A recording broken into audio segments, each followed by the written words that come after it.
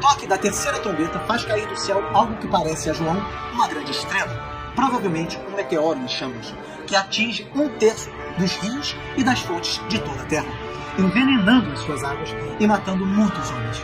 A palavra absinto aqui utilizada para dar nome a essa grande estrela que caiu é um dos símbolos do julgamento divino no Antigo Testamento, utilizado principalmente no livro do profeta Jeremias e em algumas outras passagens do Antigo Testamento.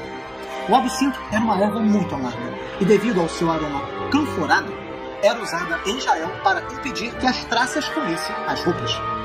A água doce é transformada em água amarga, o contrário do que aconteceu em Mara.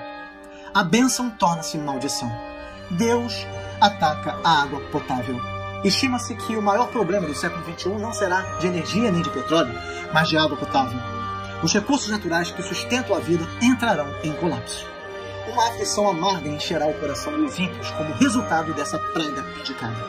Muitos homens morrem, mas nem todos. O juízo ainda não é final. Consequentemente, esse juízo é mais grave do que os outros dois primeiros, pois aqui a morte de pessoas é explícita. Arthur Blomfield diz: os homens rejeitaram a água da vida, zombaram do sangue de Cristo, derramaram o sangue dos santos. E agora, o seu suprimento de água se transformou em sangue venenoso.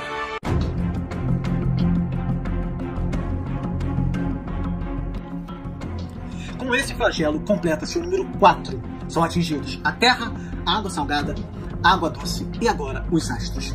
O ser humano encontra adversidade em 4 lados, isto é, por todos os lados. É terrível como a bênção vai abandonando uma região após a outra e como o caos vai tomando conta. Segundo George Land, a natureza dessa praga mostra a independência da pitoresca maneira apocalíptica de pensar, porque, logicamente, ela é impossível. Se 1/3 do Sol, da Lua e das estrelas fosse escurecido, sua luz seria diminuída proporcionalmente em todo o seu período luminoso. Também é difícil de imaginar a Lua em sua fase crescente, quase sem luz e ainda mais escura. Mas tais considerações não perturbam o pensamento apocalíptico. 1/3 parte dos corpos celestiais foi escurecida, e o resultado é que 1/3 do dia e 1/3 da noite estarão sem luz. Amós 5,18 nos diz que o dia do Senhor é dia de trevas e não de luz.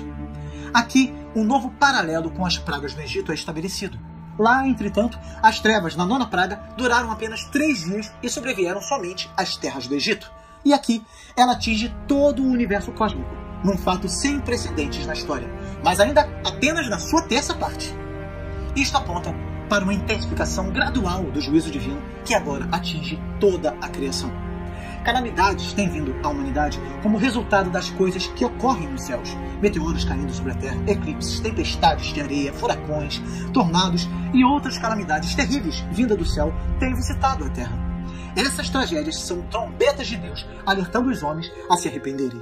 Diz Michael Wilcock que os selos mostraram a igreja sofredora clamando para que a justiça fosse feita, mas as trombetas mostram a misericórdia sendo oferecida ao mundo pervertido.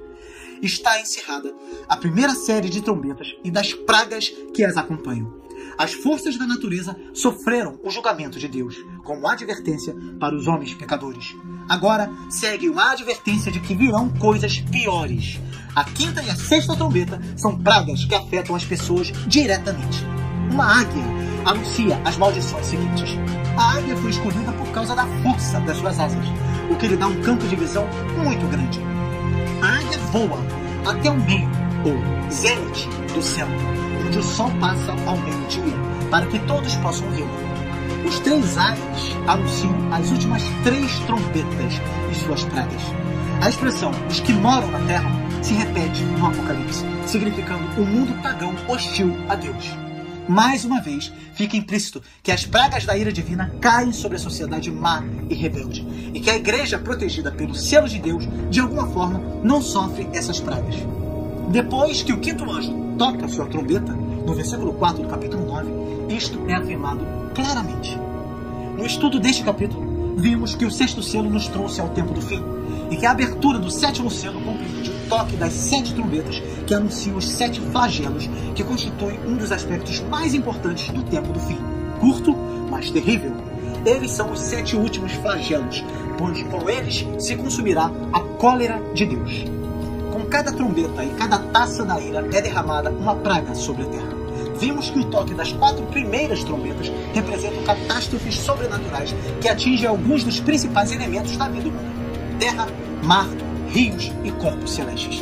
E que o toque das últimas 3 trombetas, conhecidas como os 3 últimos ais, atingem diretamente os homens que não foram selados pelo anjo de Deus. Portanto, a ira de Deus não se volta contra a humanidade em geral, mas contra os homens portadores da marca da besta e adoradores da sua imagem. Fica bem explícito que estas pragas atingem somente os que não têm selo de Deus sobre as suas frontes. Os que adoram o Cordeiro foram selados para estarem a salvo da ira de Deus.